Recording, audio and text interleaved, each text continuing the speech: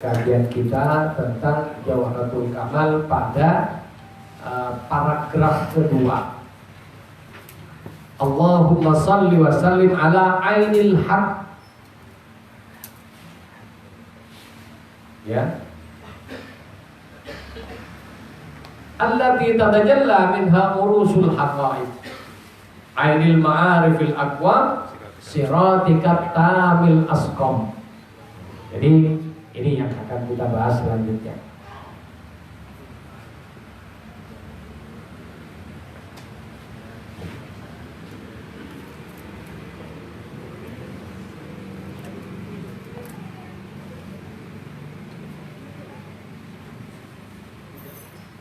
Dalam Jawahirul Ma'ani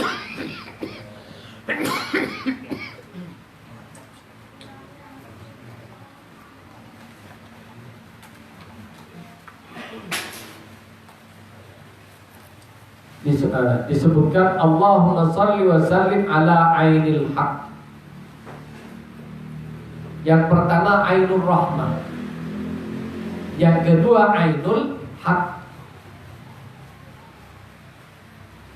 Semoga selawat dan salam tercurah kepada ainil haq ala ainil haq.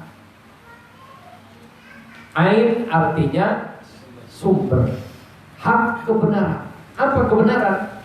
Agama Allah SWT.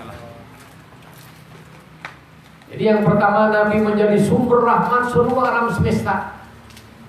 Baik yang beragama sampai yang tidak beragama tetap dapat bagian dari rahmat Allah. Kemudian kedua lebih khusus, sumber kebenaran, sumber agama Allah. Jadi agama oleh Allah Subhanahu wa taala diberikan kepada Rasulullah sallallahu alaihi wasallam.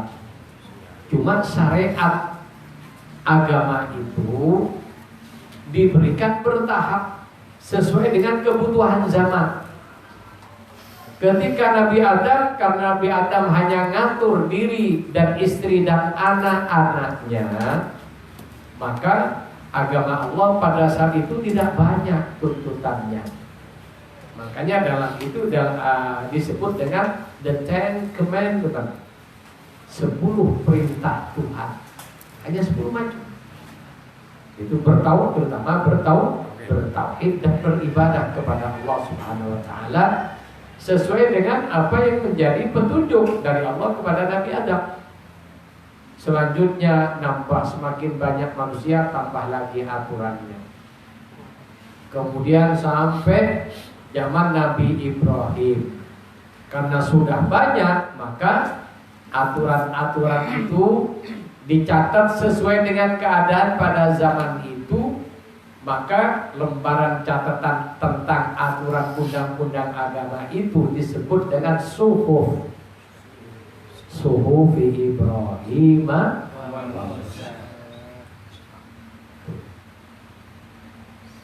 Setelah itu Nabi Ibrahim sebagai bapaknya para nabi. Kalau Nabi Adam Abul Bashar, bapak manusia.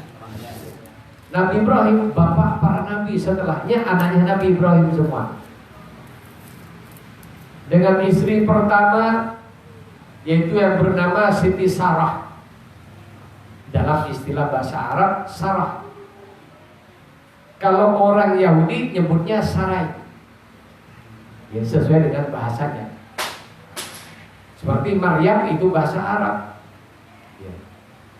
Di sana bukan Maryam, Maria. Jadi Maria dengan Maryam itu satu. Barangnya cuma logatnya beda karena lain bahasa. Seperti Daud dengan David sama. Daud ya Nabi Daud bahasa Arab. Orang Inggris nyebutnya David. Jadi Nabi Ibrahim menjadi Abul Anbiya. Dari istri pertama punya anak namanya Ishak.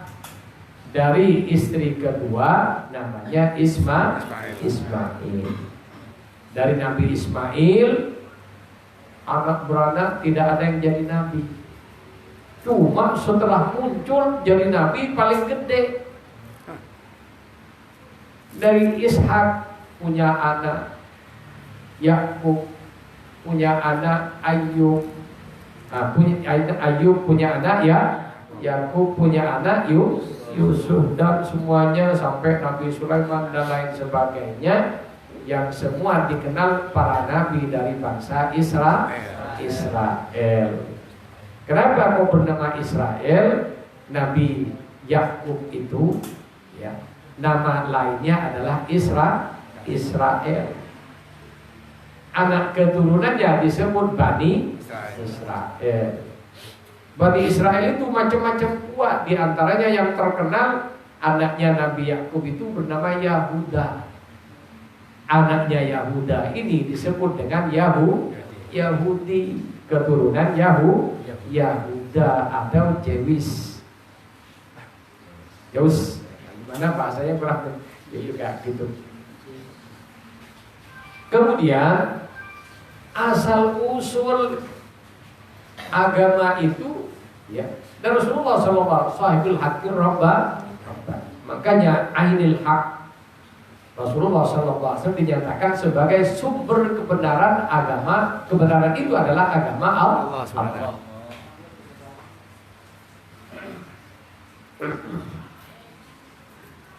Apa ainul haq? I'lam anna ainal haqqi lahu itlaqani. Ini penjelasan dari kitab Jawahirul Ma'ani. Ketahuilah oleh kalian bahwa maksud ainul haq yaitu mempunyai dua kemutlakan.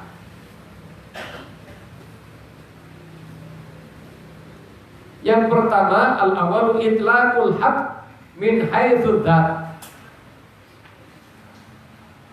Jadi kemutlakan al-haq yang mana itu adalah barangnya. Jadi dinul Islam ini mutlak, barangnya, agama yang benar disebut dengan dinul Islam. Ini kemutlakan pertama.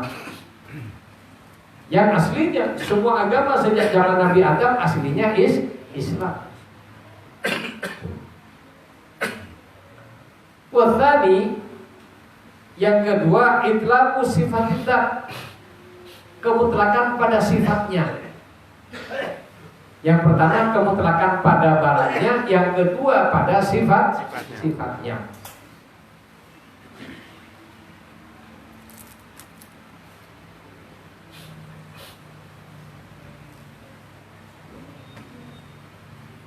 Fa itlaqul haqqa, mutlaknya kebenaran, min haitsu dzat, dari segi barangnya kebenaran itu sendiri.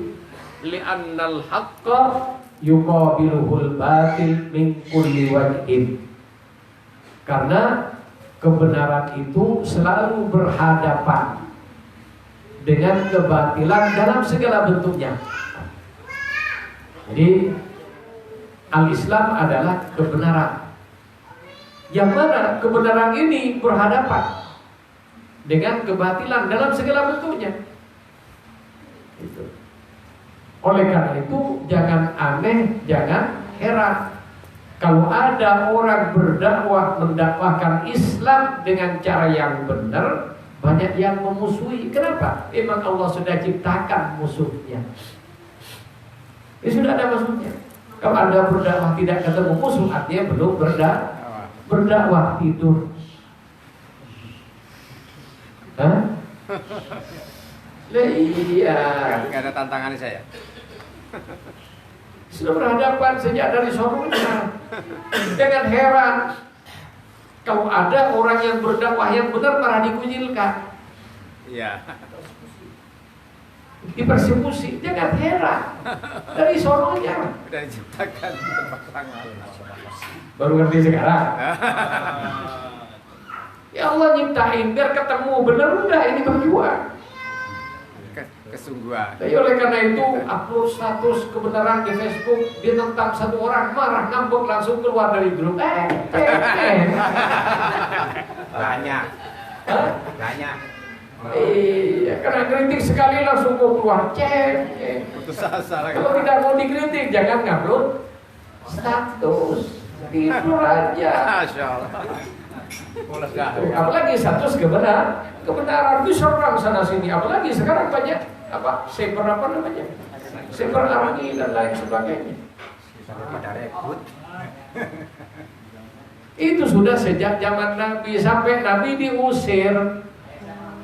Jadi yang diusir belum tentu tidak baik. Ibn Rizik diusir ke Makkah bukan tukang zina. Naudzubillah. Itu saya kasihan dengan orang yang memfitnah. Itu. Yang lebih kasihan lagi sama orang Islam. Khawatir nanti di akhirat kamu yang memfitnah cucuku, apa sekarang kalian? Bagian saya. Naudzubillah. Ya, kalau yang ini itu. Ya kalau orang kafir pantas. Pantas temannya Abu Jahal. Sama-sama kan? Kafir.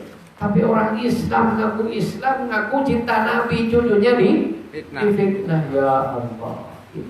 Bagian Yang diikuti cebok. Aduh. Hancur. Ya Allah. Tidak perjalanan. Jadi yang namanya li'annal haqqa yuqabiluhul batilu min kulli wajhin. Yang namanya kebenaran selalu oleh Allah dihadapkan dengan kebatilan dalam segala bentuknya. Apa bentuknya? Fitnah. Atau apa bentuknya? Hasud, iri, dengki. Hujatan. Apa bentuknya? Kemunafikan. Apa bentuknya? Mujrim, orang yang sedang berbuat dosa besar. Fasik, orang yang sedang berbuat dosa tidak benar. Itu. Oleh karena itu kalau ada dakwah dihadang oleh begituan, jangan heran, itulah sebuah keniscayaan. Betul?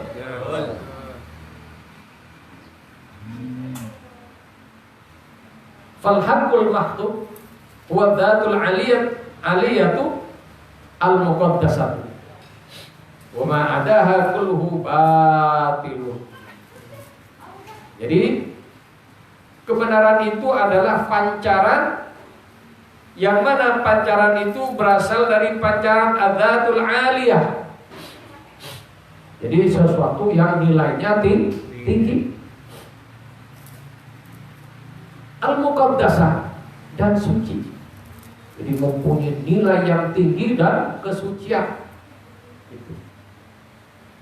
Wa ma adaha, adapun yang menjadi penghalangnya, menjadi penyakitnya adalah kulluhu batilun, semua adalah perkara batil. Jadi kebaikan orang berbicara Al-Quran, berbicara kebenaran, berbicara keadilan, harus siap-siap. Berbicara keadilan harus siap-siap, difitnah tidak adil. Dan itu dunia, tidak usah heran.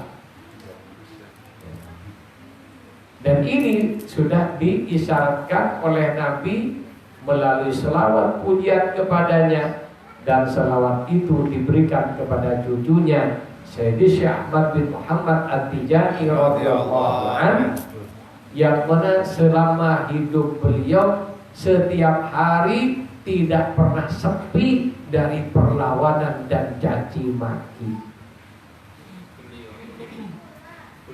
Iya. Pikirannya jadi wali ya, Alhamdulillah. Sepanjang hidup Nabi itu, ya kalau bicara tidak pernah aman. Orang yang ingin membunuh itu antri. Bukan hanya satu orang antri, konspirasi. Tahu konspirasi? Itu. Jadi jangan heran. Oh kita ini kan begini, kalau kita kan tasawuf, ya justru karena tasawuf kita harus tahu semuanya. Tasawuf bid'ah doang. Habis itu negaranya diambil komunis, habis baru Tidak punya tempat wirid, mau apa? Kalau toriko itu wirid saja. Kalau toriko itu cukup ngomong kebenaran, kebaikan aja. Bagaimana ngademin hati. Setelah adem tidur, setelah tidur negaranya dicolong sama komunisme apa? Bangun tidur, musolanya sudah hancur. Bukan hanya toanya, nah sekarang baru toa diatur. Itu, ini baru langkah pertama. Itu. Kok ngelantur ke sini?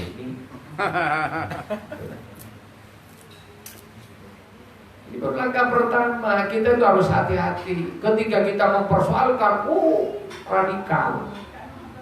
Yang bilang radikal orang Islam. Kalau ada orang bicara khilafah, itu kan Islam, konsep Islam. NKRI harga mati. Jadi, aduh, masya Allah sekarang. Begitu Papua mendeklarasikan diri, dibilang tuh Papua memerdekakan diri. Itu tugasnya TNI. Asik kan? Kalau ada ustadz bicara yang benar dipersekusi. Subhanallah. Katanya ya kita sebagai Islam Ahlus Sunnah wal Jamaah toleran. Nyatanya toleran jaga gereja. Kalau ada orang Islam yang benar dipersekusi, dia pernah ngomong tidak benar. Manusia bukan malaikat. Manusia bukan pernah salah. Kamu tidak pernah salah bukan manusia. Justru sempurnanya manusia kalau sering salah. Sempurna manusia. Tapi bukan salah terus, setelah salah bertaubat kepada Allah. Itu salah-salah terus. Saya kan manusia. Ya, saya manusia salah. Besoknya salah lagi, besoknya salah lagi. Tak pernah taubat, jadi iblis nanti. Jadi manusia itu tengah-tengah antara malaikat dan setan. Itu tengah-tengah manusia.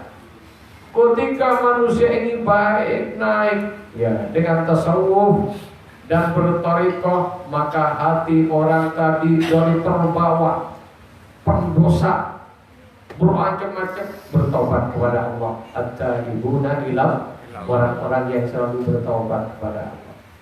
Sholat bolong, sholat lagi, bolong lagi, baik, kecebur lagi, terus kayak gitu.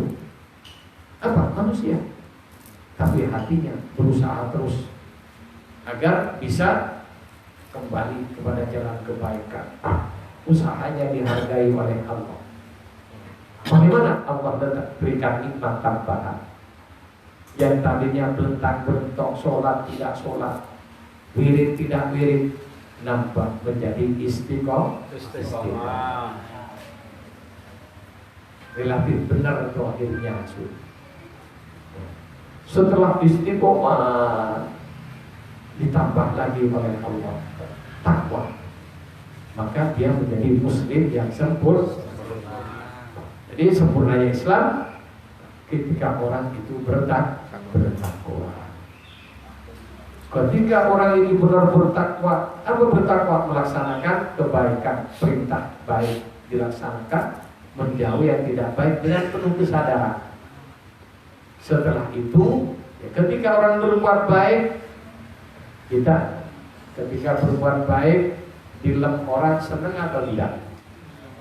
Senang atau tidak? Yang kemarin Anda pernah datang ke masjid, langsung datang ke masjid disapu, Masya Allah sampean sekarang baik. Senang apa tidak? Yang jadi ustadz kayak saya, katanya, ini Masya Allah ustadz, kalau sampean ceramah enak. Senang atau tidak? Kalau tidak senang bukan manusia. Ya? Iya. Tapi ini Penyakit. bisa jadi penyakit. Setelah dipuji sana sini senang, biasanya orang kalau sudah kadung makan enak terus, maka kena pahit sedikit terasa. Lain kalau tiap hari makan pahit-pahit. Pare. Itu. Nyambung enggak?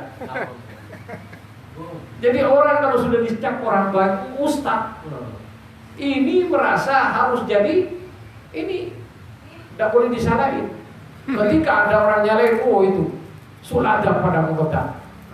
Nah, ini muqaddamnya langsung, udah tahu kamu saya ini muqaddam. Masya Allah. Nabi aja dicaci maki, apalagi hanya muqaddam. Itu sudah fitrah Kehidupan. Maka disinilah diuji oleh Allah ketakwaan seseorang. Setelah lulus ujian takwa ini, dia dipuji tetap berjalan dengan baik, tidak bertambah takwanya karena pujian, tidak bertambah takwa, tidak berkurang takwanya karena dicaci maki. Jalan terus sehingga antara cacian dan pujian akhirnya tidak terdengar lagi. Lama-lama kan begitu. Kebal. Orang yang kuat itu orang yang tidak merasa sakit dipukul, bukan tidak sakit. Sakit cuma tidak terasa lagi. Dirasakan. Tiap hari dipukul, sudah lama-lama dipukul sudah jadi kebiasaan. Tidak sakit lagi. Pada saat itu sampai pada kondisi ikhlas. Dilem tidak senang, dicaci maki tidak senang. Kalau dicaci maki senang berarti belum ikhlas. Oh, saya sudah ngomong kebenaran, ujung-ujungnya saya dicaci maki, udah tidak usah ngomong kebenaran. Lah itu tidak ikhlas. Tetap aja. Ya dia asal teman, ada caci maki, ada yang tidak senang, langsung manusia kalau tidak marah, ya bukan manusia. Tapi menahan marah ini adalah jihad fisabilillah, jihadul akbar. Itu orang pegang pedang dengan lihainya bisa membunuh lawan, tapi orang banyak ustaz tidak bisa membunuh nafsunya sendiri. Bentar ustaz, lu nggak tahu siapa gue, tak doain yang jelek-jelek. Tak diapain namanya doa jelek? Tak sumpah lu jadi korok.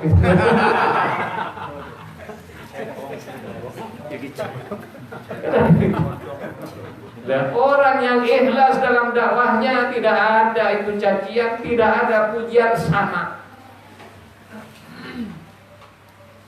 Kenapa? Menuju Allah Subhanahu wa taala ada dengar apapun sudah. Cacian tidak ada, pujian tidak ada karena hatinya lurus kepada Allah Subhanahu wa taala. Lillahi ta'ala. Itu. Betul? Ya ini jangan kaget di persekusi dikit aja sudah pada ngambek kemana-mana. Betul sasa. Ya dan itulah ada ini dijelaskan di Jawratul Kamal. Bocah Jawratul Kamal dimarahin dikit sudah marah. Ini ada Jawratul Kamal, inilah potret Rasulullah sallallahu alaihi wasallam dalam kehidupannya. Kalau ikut Rasulullah ada Jawratul Kamal. Kita baca lafaznya, kita laksanakan prakteknya sebagaimana dicontohkan oleh Rasulullah melalui guru besar kita Syekh Ahmad bin Muhammad At-Tijani radhiyallahu. Ikhlas. Kalau sudah ikhlas ini tenang orang. Tidak ada gunanya dihujat, tidak ada gunanya dipuji, jalan terus. Ketika sudah tenang, diangkat lagi as-siddiq. Kalau sudah as-siddiq ini lezat sudah. Ya, semua terasa nikmat. Tidak ada yang tidak nikmat. Kenapa? Yang dipandang adalah Allah Subhanahu wa taala dengan penuh cinta. Coba orang cinta dicubit sakit apa tidak? Ya. Tapi kalau yang nyubit manten baru dicubit sama, gimana? Coba yang manten baru katanya. Gimana manten baru? Sampai merah, sampai hitam, udah kelawak, seneng. Bahkan kalau perlu hitamnya dikasih obat biar tidak hilang. Apa? Dicubit kekasih. Demikian juga dapat musibah bertubi-tubi tidak mengeluh apa nih? Kenapa? Melihat pemberi musibah. Siapa? Allah Subhanahu wa taala. Ketika kita cinta kepada Allah, tidak ada bedanya musibah dengan nikmat zahir yang lain. Itu. ini baru rugi sehari tidak dapat penghasilan sudah kiai padahal sudah penyakit pagi yang pagi kok sih rugi juga ya. Wadah. Masya Allah. Teriak-teriak. Nangis. Gitu ya. Ya. Kemudian para ikhwan rahimakumullah. Jadi ainul haq yang kedua mutlaknya adalah al-adlu, adil. Jadi yang pertama ya, mutlaknya kebenaran adalah kebenaran yang mana kebenaran mesti berhadapan dengan kebatilan. Mutlak yang kedua tentang ainul haq adalah al-adlu, keadilan. Alladhi huwa sifatul haq subhanahu wa ta'ala, di mana adil itu adalah sifat Allah subhanahu wa ta'ala. Makanya Quran menyatakan i'dilu huwa aqrabu taqwa. Berbuatlah adil karena keadilan itu dekat dengan ketakwaan.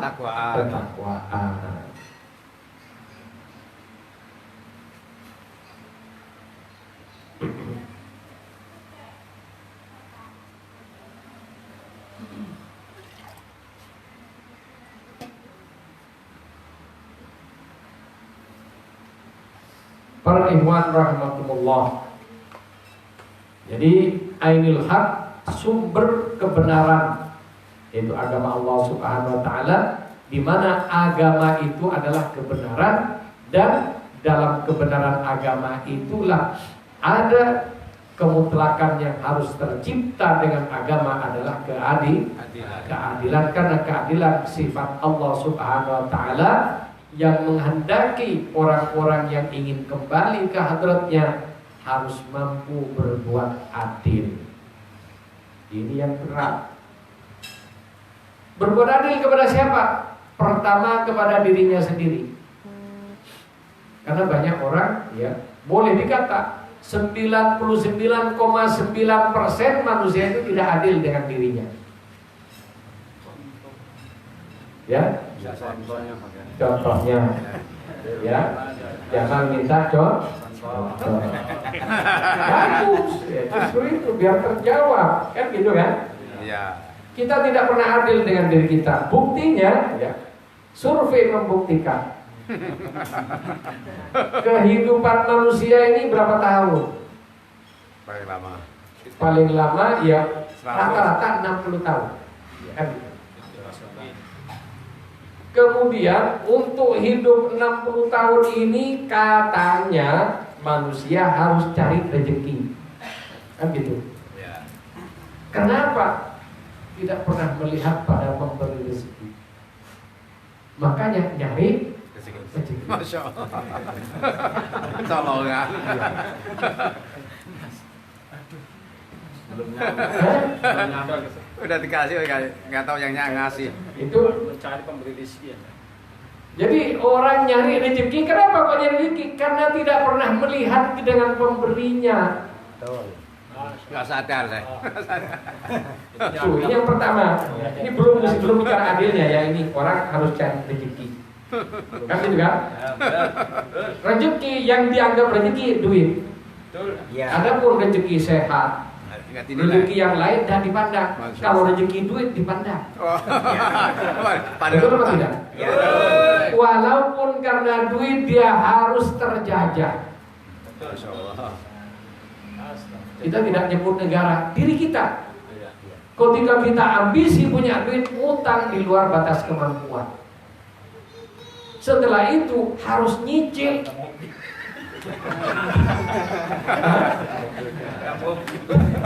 Kok sih? Itu sultan namanya. Ya atau tidak? Karena ambisi, ngutang-ngutang di luar kemampuan, harus nyicil sekian tahun jadi budaknya orang yang ngasih. Betul apa tidak? Tuh. Jadi pertama manusia harus punya mencari rezeki. Kemudian untuk dapat rezeki manusia itu harus kerja. Yang disebut nyari Untuk kerja harus punya ilmu. Dari PAUD, bapak dan ibunya sudah membiayai. Berapa per bulan? Berapa pendaftaran? 2 juta dibayar. Betul? Betul. Bulanannya berapa? 500.000 dibayar. Giliran mau gaji Quran ke TPQ disuruh bayar pendaftaran 100.000, bilang, itu urusannya mata duitan itu. Masa daftar TPQ doang 100.000? Gak sadar. Ya tidak. Ya. Bayar PAUD 1 juta tidak? Masuk TK. Blinger. Ya, di Jakarta TK sampai 10 juta, bahkan ada yang lebih. Tiap bulan ratusan ribu. Itu. Lulus TK apa? Pinter nyanyi, pinter Nari. Betul atau tidak? Coba kalau kita mati punya anak pinter nari, pinter nyanyi, dapat hasil apa? Gak ada apa-apa. Tidak ada manfaatnya. Hasilnya dikebukin. Hah? Alhamdulillah kalau pas jadi penari penyanyi di diskotik tiap malam setor dosa pada Masya orang Allah. tuanya. Kebukin malaikat. Giliran untuk agamanya disuruh belajar agamanya, seret duitnya, ditanyain, jangan-jangan kiai korupsi juga itu? Wah, disuruh tanya. Masya Allah. Saya tanya, adil apa tidak? Gak adil. Ini dengan dirinya sendiri. Gak adil saya. Kok nyuruh adil pada orang, dengan dirinya sudah tidak? Jauh. Masya Allah. Masya Allah. Itu. Nyata apa tidak itu? Ada. Dengan dirinya sudah tidak adil. Contoh yang lain, mau? Mau saya. Boleh. Untuk sakit fisik, ya, untuk sakit fisik, siap beli obat walaupun Mahal. Jutaan dibayarin. Sembuh. Rumah sakit sudah saya bayar. Kalau misalnya kena penyakit yang katanya penyakit berat, waduh, sawah dijual, 30 juta. rumah dijual, motor dijual, apapun yang penting bisa sembuh. Betul? Dibawalah ke rumah sakit. Pulang mati bawa bayar ke rumah sakit. Bayar lagi ya Bu. Pulang mati bayar ke rumah sakit. Bayar gak ada kata lepas. Udah mati bayar. Mati berapa kali? Diinjek Ini kenyataan kan? Iya. Ini biar kita sadar kalau kita tidak adil dengan diri kita. Iya saya. Untuk penyakit fisik, resikonya penyakit fisik mati. Mati. Kalau mati bawa iman, masuk surga. Jadi mati itu adalah jembatan kebaikan menuju surga bagi orang iman. Kok takut sama mati? Hah? Kok takut mati? Takut dikubur. Takut tidak takut ya mati. Takut tidak takut ya dikubur nanti. Jatahnya Pak. Kamu dibakar. Takut nggak bisa jahit lagi. Ini. Jadi dengan penyakit fisik resiko tertingginya Mati. dengan penyakit hati, Neraka. ya. Dengan penyakit Bahaya. yang resikonya kalau penyakit hati itu naik, penyakit rohani naik, hatinya pertama sakit. Setelah sakit, akut sakitnya munafik. Komplikasi. Ya, komplikasi, ria, sum'ah, takjub, takabur ada dalam dirinya. Puncaknya Sering. musyrik. Hasilnya masuk Neraka. neraka. Ya. Ini kalau bahas ini saya tak enak, kayaknya pas saya minta bayaran kan pagi ujung-ujungnya kayaknya. Enggak, ini demi kita bicara dunia kan? Ya. Oleh karena itu jangan tersinggung Irwan itu gimana? Sampai kok jelasin kak itu udah enak kalau udah bawa apa-apa Ghazaliyah. Jangan. Biar tahu saya, biar tahu. Tuh. Jadi biar tahu aja. Jadi penyakit rohani bahayanya mati kafir. Giliran disuruh ngaji eker-ekeran. Betul apa tidak? Ayo ngaji, ayo kita berobat. Yang datang berapa gelintir? Hah? Yang datang berapa gelintir? Ya tahu tidak? Coba dagangan semalam bisa sekian. Istiqomah atau tidak? Istiqomah. Coba. Anda datang ke zawiyah yang diberi rahmat oleh Allah Subhanahu wa taala, waduh harus dipekut sana, disindir sana, ditabrak dan empat. Itu. Untuk nyumbang ke masjid harus disindir, ditabrak dan empat. Itu. Giliran untuk beli motor, mohon maaf jika salah nyetir bisa nabrak, mutak-mutak. Bangun rumahnya di surga dengan cara bangun zawiyah, bangun masjid, bangun madrasah, kan bangun rumah di surga. Berapa yang keluar? Limpik. Itu aja sopet. Ngaku. Benar-benar aja sopet. Kalau lebaran yang sopet. Ini dibilang mau adil, adil kita dengan diri kita. Itu. Jadi untuk keselamatan dunia, orang yang agamanya benar dunianya selamat, akhirat selamat. Kalau sudah akhirat selamat, dunia pasti selamat. Tapi kalau hanya selamat dunia, akhirat belum tentu. Agama menjanjikan selamat akhirat, yang pasti dunianya selamat kalau akhiratnya selamat.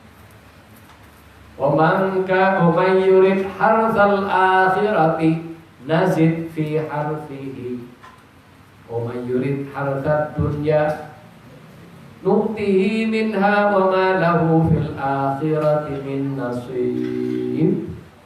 Orang yang menginginkan akhiratnya bahagia selamat, Allah kasih selamat juga dunianya. Amin.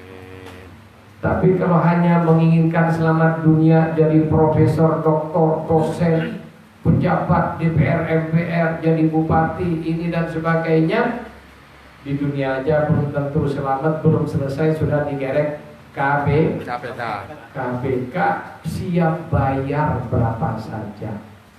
Untuk akhiratnya dihitung dulu. Ya kalau satu bendel dipikir-pikir berapa ini, berapa. Diambil yang paling dising-sing dulu yang jelek-jelek. Sorti. Kan gitu. Yang jelek-jelek diambil dulu, yang lebih kecil, yang gede-gede disingkirin. Wah, ini gede-gede. Diambil yang lebih kecil. Kok masih banyak? Diambil yang paling kecil. Kata bapak tadi, akhirnya diambil yang sobek. Beli surga, beli rumah di surga pakai duit sobek itu gimana? Beli dunia aja, beli rumah sekarang pakai berapa per bulan nyicil? Kapling. Ya, rumah RSS, rumah sulit selonjor. Berapa sebulan nyicilnya? Itu. Untuk akhirat, di mana satu la ilaha illallah pahalanya Allah ngasih petak tanah di surga. Satu petaknya itu ya satu petak, satu kapling di surga itu sempit, hanya seluas bumi dan langit. Satu la ilaha illallah dikasih satu kapling di surga seluas bumi dan langit. Ini serutnya setengah mati. Untuk RSS rumah sulit selonjor kencangnya setengah mati. Adil atau tidak? Tidak. Ini salah satu bentuk ketidakadilan kita pada diri kita sendiri, termasuk pada anak kita. Untuk anak kita apa les organ, berapa bayar pendaftar, berapa bayar per bulannya, les gitar, les drum, ada kan? Siap bayar berapa saja. Giliran suruh ke TPQ bayar 100.000, ngomel-ngomel kiainya maka duitan. Jadi ini ketidakadilan kita kepada anak kita. Padahal anak kita kalau jadi orang saleh, orang baik, ya investasi orang tua terhadap anaknya. Kalau kita punya anak yang saleh, solehah satu saja, yang mana dia melaksanakan sholat 5 waktu dengan benar semua dengan kebaikan, maka setiap denyut nadi anaknya itu istighfar bagi orang tuanya. Jadi anaknya bernafas keluar masuknya nafas anak yang baik itu istighfar bagi orang tuanya, tasbih bagi orang tuanya, surga bagi orang tuanya.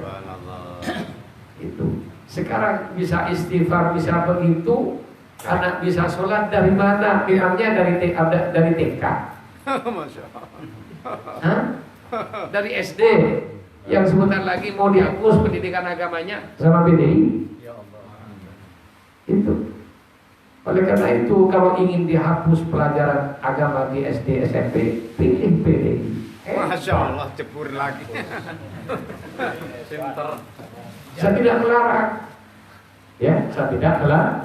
Kalau ingin nanti anak cucu Anda tidak sholat, tidak tahu agama, pilihlah PDIP. Dan itu program mulai zaman Orde Baru.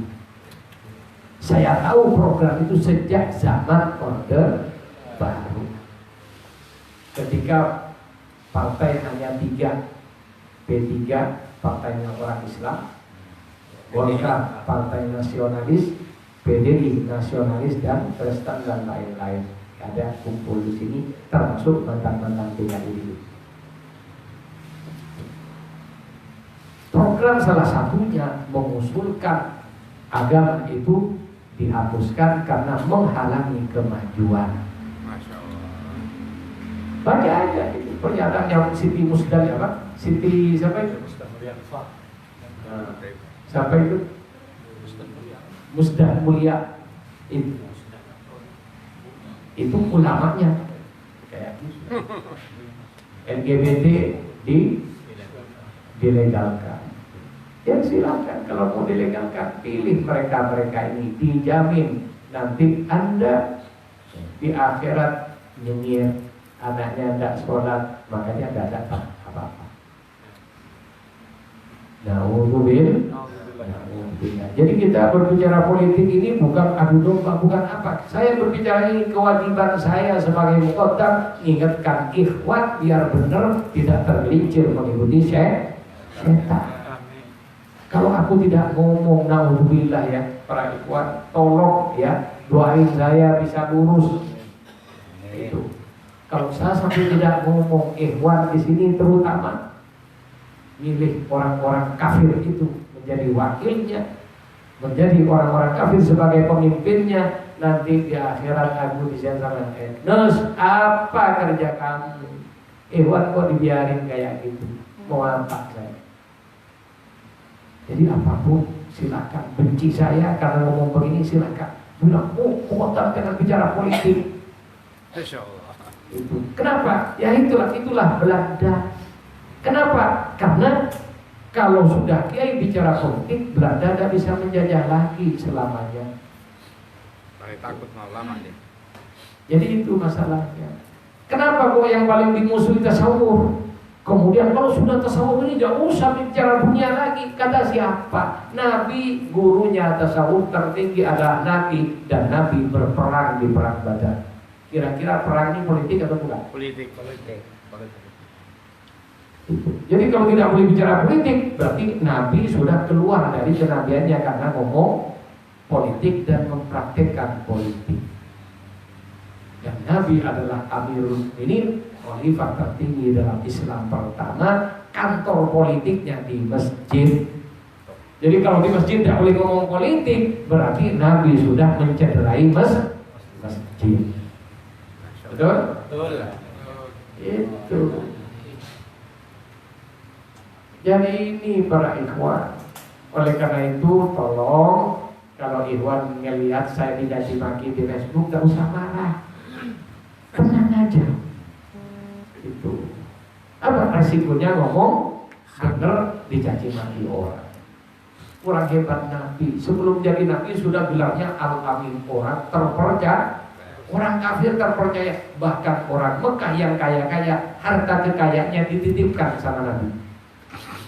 Musuhnya Nabi itu kalau titip duit ke Nabi, Masya Allah. lihat dalam sejarah, orang Quraisy yang memusuhi Nabi itu harta kekayaannya dititip pada Nabi. Kenapa? Amanah. Tidak senang pada orangnya, tapi tetap dia mau tidak mau karena ingin aman dititipkan pada Nabi Sallallahu Alaihi Wasallam.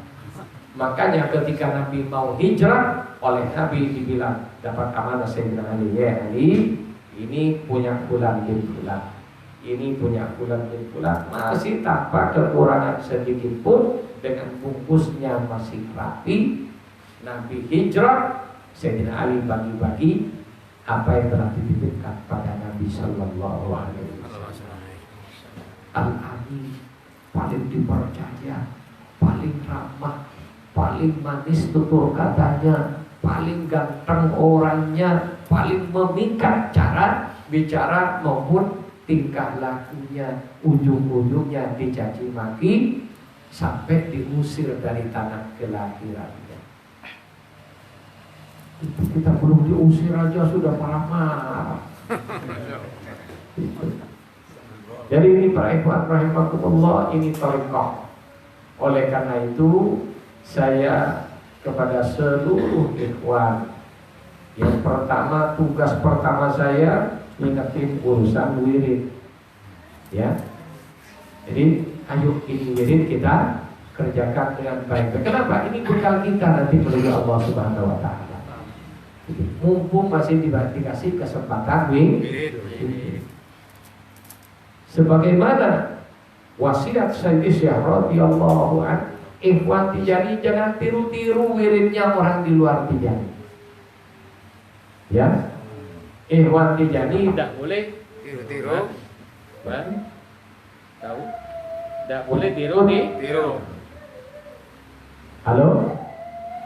Ya, ikhwan Tijani tidak boleh tiru-tiru cara wirid di luar Tijani. Bagaimana wirid Tijani? Pertama, wirid lazim dibaca, tapi walaupun pelan minimal mendengar telinga kita. Jadi bukan sir. Yang wirid sir itu naksamati, lafaz Allah yang dibaca dalam hati. Ini wirid jahat. Tapi kalau sendirian dibaca pelan. Khusus wadifah wajib, apalagi berjamaah wajib kencang suaranya. Kenapa? Berjamaah, yang namanya berjamaah bareng-bareng kencang. Jadi kalau ada wirid berjamaah bacanya pelan-pelan, bukan berjamaah namanya. Ya, kalau ada orang berjamaah baca pelan-pelan, tidak berjamaah. Jadi berjamaah kencang suaranya. Itu. Jangan bisik-bisik. Bukan, itu bukan berjamaah kalau begitu. Mana gak kedengeran?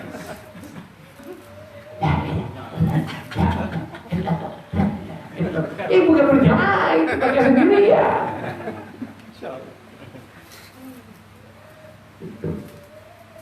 Sudah ini wiridnya Syekh Tijani sendiri saya kayak gitu. La ilaha illallah, hailallah pun juga harus dengan suara kencang. Nanti gimana ada ikhlas? Nanti ikhlas itu datang sendiri, jangan usah ikhlas tidak bisa dimodifikasi. Kalau ingin ikhlas begini, tidak ada yang ngomong begitu, bullshit. Jadi ikhlas itu dari Allah Subhanahu Wa Taala. Terus bagaimana? Kaidah fikih thariqah, ayo kita terapkan sebagaimana mestinya sampai Allah memberikan ikhlas kepada kita. Dan kita ini ikhlas tidak ikhlas tetap dinilai beribadah kepada Allah dan dijamin makbul, bukan karena keikhlasan kita, bukan karena kebaikan kita, tapi karena martabat Syekh radhiyallahu anhu. Makanya tidak usah mikir saya ikhlas atau tidak usah.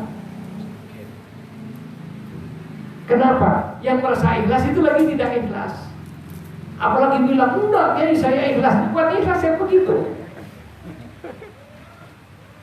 Ya, ikhlas itu bukan ucapan, tapi memancar dari batin kita. Dan itu haknya Allah Subhanahu wa Ta'ala yang mengalir kepada samudra kenabian Rasulullah SAW.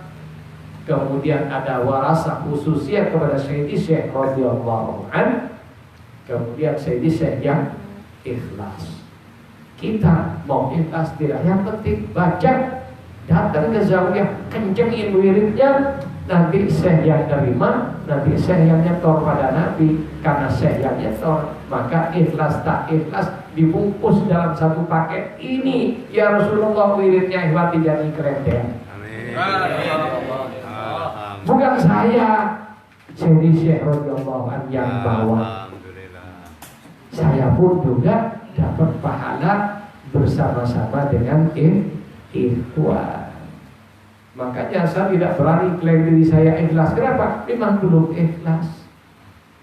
Saya tidak pernah mengklaim diri saya khusyuk. Kenapa? Saya belum sampai pada derajat khusyuk. Terus bagaimana? Saya hanya bisa melaksanakan ibadah sesuai dengan fikih tijani yang ditetapkan Sayyidi Syekh radhiyallahu anhu. Betul? Jadi inilah para ikhwan, ayo ya, untuk mencapai yang tadi ya, yang dijelaskan di Jawharatul Kamal.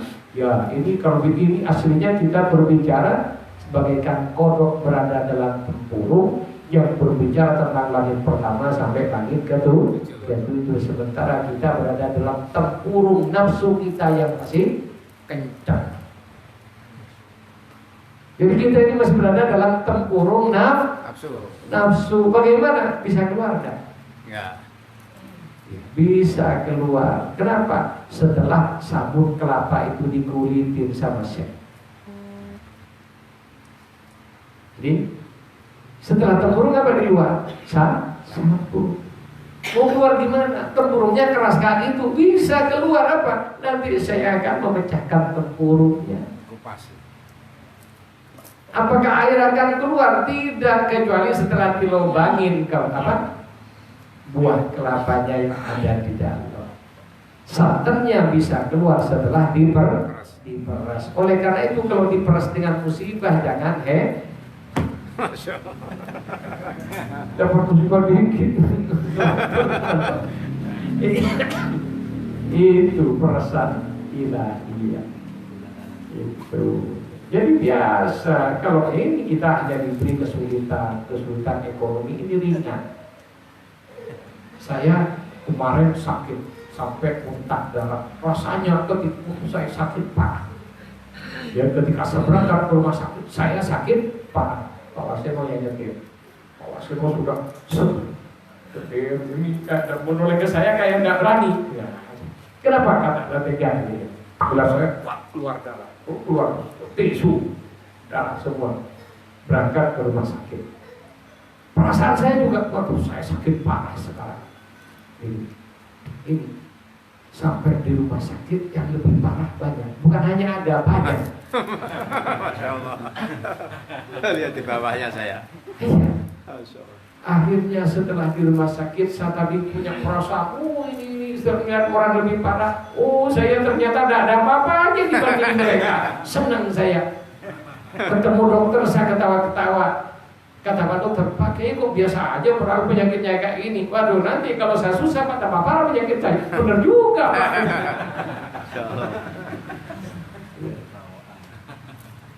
Kemudian orang lain mungkin sudah omnang, saya tidak bisa pulang Pak. Ya bisa pakai yang penting obatnya ini benar ini. Kemudian ini ya sudah pulang. Saya pulang nyetil sendiri saya. Ya nggak Pak. Kenapa? Hati sudah lapang. Apa? Yang lebih parah banyak. Sehingga itu jadi obat. Yang tadinya ini hilang semua ngelihat sakitnya orang yang lebih parah dari kita. Oleh karena itu, kalau kita diberi kesulitan, lihat orang di bawah kita. Kalau kita diberi kebaikan, lihat di atas kita, tapi juga jangan lupa lihat pula di bawah kita. Kenapa? Ya, karena orang lain di atas kita punya pesawat, kita mau mulai dulu punya mobil yang putus-putus. Ya, kalau hanya dia tidak bersyukur, tapi setelah lihat orang yang jalan kaki, baru kita bersyukur. Ya, ini Ikhwan juga motornya elektrik, punya saya bagus, bersyukur sudah. Kalau melihatmu yang punya pesawat, kapan bersyukurnya? Makanya lihat juga itu, kita harus punya cita-cita, sehingga di dunia hasanah kaya raya, fil akhirati hasanah selamat, dapat keridhaan Allah Subhanahu. Ya harus kayak gitu, jangan sampai di dunia sengsara, fil akhirati masuk neraka. Masya Allah, naudzubillah. Tapi juga ada anak muda punya slogan itu. Apa slogannya? Kalau saya begini pakai muda pura-pura, tua kaya raya, mati masuk surga. Hebat lo kalau kayak gitu. Memangnya surga gampang. Jadi hadirin rahimakumullah, jadi inilah makna dari Jauharatul Kamal yang sangat-sangat luas. Jadi kita oleh Allah Subhanahu wa taala bersyukurlah. Jadi kita dipertemukan dengan ainul haq, sumber kebenaran yang membawa sahibul haqqir Rabbani. Siapa? Rasulullah sallallahu alaihi wasallam. Ini sudah nikmat yang terbesar yang tidak diberikan kepada orang kecuali bagi umat Islam. Dipertemukan juga dengan Sayyidi Syekh radhiyallahu anhu, sehingga dengan itulah tu'arifuna iya, karena berselawat kepada Rasulullah sallallahu alaihi wasallam, dan dengan selawat itu kita nyambung, tahu, kenal sampai dengan cinta kepada Syekh Rasulullah sallallahu alaihi wasallam. Salatan tu'arifuna biha, selawat yang mana dengan selawat itulah kita bisa mengenal Rasulullah sebagaimana mestinya, tidak sebagaimana orang yang terhijab mata batin. Semoga ini manfaat dan menjadi ilmu yang barokah, yang mendekatkan kita kepada Allah Subhanahu wa taala bisyafaati Rasul wa bi barakatil al-qutbil maktub wa bi sirril Fatihah. A'udzu billahi minasy syaithanir rajim. Bismillahirrahmanirrahim. Alhamdulillahi rabbil alamin. Ar-Rahmanir Rahim. Maliki yaumiddin. Iyyaka na'budu wa iyyaka nasta'in. Ihdinas siratal mustaqim. Siratal ladzina an'amta 'alaihim ghairil maghdubi 'alaihim waladdallin. Amin. Allahumma salli ala sayyidina Muhammadin al-Fatih lima ughliqa wal khatim lima sabaqa nasiril haqqi bil haqqi wal hadi ila siratikal mustaqim wa ala alihi haqqa qadrihi wa miqdarihil azim. Subhana rabbika rabbil izzati amma yasifun wa salamun alal mursalin walhamdulillahi rabbil alamin. Assalamualaikum warahmatullahi wabarakatuh.